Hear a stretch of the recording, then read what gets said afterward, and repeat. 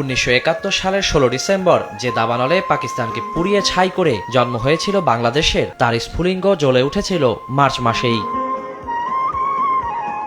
1971 সালের 1 মার্চ তৎকালীন পাকিস্তানের প্রেসিডেন্ট ইয়াহিয়া খান 3 মার্চ অনুষ্ঠিতব্য গণপরিষদ অধিবেশন স্থগিত ঘোষণা করেন। এরপরই বিক্ষোভে ফেটে পড়ে ঢাকা। প্রতিবাদে 2 ও 3 মার্চ পালিত হয় হরতাল।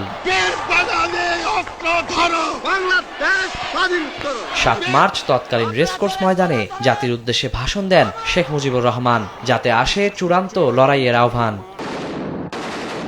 তবে বাঙালিদের স্বাধীনতার আকাঙ্ক্ষা দমনে 25 মার্চ রাতে ভয়াবহ এক হত্যাযজ্ঞে মেতে ওঠে পাকিস্তানি হানাদাররা।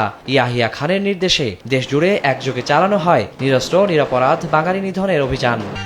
গরমে দাপাদাপি, ঘরের চালের স্থায়ী সমাধান আনোয়ার সিমেন্ট শীট। পরে চট্টগ্রামের কালুরঘাট বেতার কেন্দ্র থেকে স্বাধীনতার ঘোষণা দেন মেজর জিয়াউর রহমান, যাতে পাক হানাদারদের রুখে দাঁড়ানোর প্রেরণা পায় বাঙালি।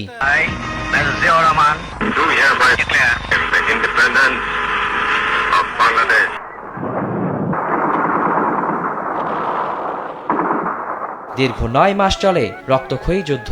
ডিসেম্বরের 16 তারিখ লেখা হয় বিজয়গাথা। বিশ্বের বুকে স্বাধীন রাষ্ট্র হিসেবে মাথা উঁচু করে দাঁড়ায় বাংলাদেশ।